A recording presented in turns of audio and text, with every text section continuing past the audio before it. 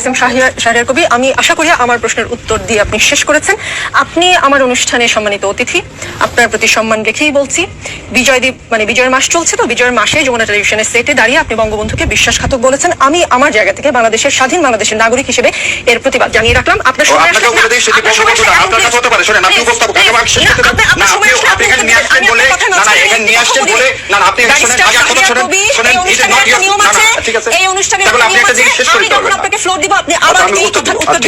অনুষ্ঠান কিভাবে চলবে সেটা আমি বলবেন না, এটা স্বৈরাচারী কায়দা, এটা স্বৈরাচারী। আমরা আমন্ত্রিত অতিথি, অতিথি মানে হচ্ছে ভগবান, ভগবানকে আপনাকে সম্মান করতে হবে। আপনি কথা আগেও বলছেন একদিন, আপনার অনুষ্ঠান বলে কিছু নাই না, আপনার অনুষ্ঠানে আমি আসিনি, আপনি আপনার অনুষ্ঠানে আসছি, আমি আসছি এই 16 কোটি মানুষের কে কথা বলার জন্য।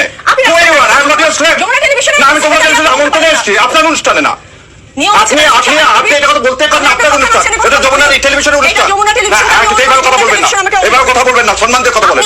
আমি আপনাকে যথেষ্ট সম্মান দিয়ে কথা বলছি, সম্মান দিয়ে কথা বলছি। আপনার অনুষ্ঠান, আপনারা জান্নাতের টিকিট দেন, কিন্তু টিকিট দেন এটা কেমন তরিকা?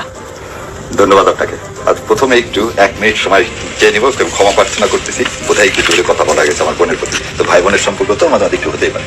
আচ্ছা, আমি সম্মান করে বলতেছি, আপনি বঙ্গবন্ধু বলতে পারেন, এটা বিজয়ের মাস, এবং বিজয়ের মাসকে ধারণ করে বলতেছি আপনাকে যে আমারও অনেকে বলে না দুঃসম্পর্কে না, নিজের 2 চাচা, বাবা 2 চাচা শহীদ হয়েছে, লাশ পাইনি, বাবা মুক্তিযোদ্ধা, সার্টিফিকেট নিয়ে ফুপুরা বাসায়, আমার বাড়ি ঘর সব জ্বালায় আছে।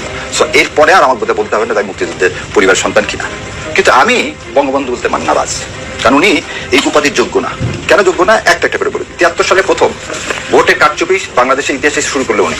73 সালে বিনা প্রতিদ্বন্দ্বিতায় শেখ সাহেবের বিরুদ্ধে যারা দাঁড়াবে তাদেরকে অস্ত্রের মুখে সরিয়ে দিয়ে উনি বিনা প্রতিদ্বন্দ্বিতায় জিতলেন, যেটা শেখ হাসিনা অ্যাডপ্ট করলেন। 74 সালে যখন দুর্ভিক্ষ, যখন আমার বোনেরা বাসন্তীরা জাল গায়ে দিয়ে থাকে, তখন তার ছেলের মাথায় সোনার মুকুট দিয়ে বিয়ে হচ্ছে। তার মন্ত্রীরা বিদেশি ইম্পোর্টেড হুইস্কি ছাড়া খেতে পারে না, সেজন্য তাদের নাম হয়ে গেল বোতল মন্ত্রী। 22,000 জাসদ কর্মীকে রক্ষী বাহিনী দ্বারা হত্যা করা হলো। সিরাজ শিকদার কোথায় এক বলে হত্যা করা হলো। বাংলাদেশকে হত্যা করা হলো, আওয়ামী লীগকে হত্যা করা, আবার বলতে বাংলাদেশ এবং আওয়ামী লীগকে হত্যা করা হলো 75 সালে 24শে জানুয়ারি বাকশাল কায়েমের মাধ্যমে।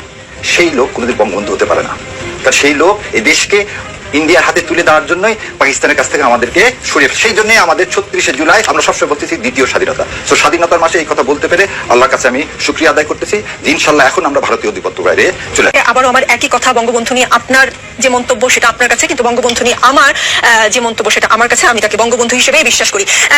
ফয়েজ আহমদ, জি, সম্মান করি।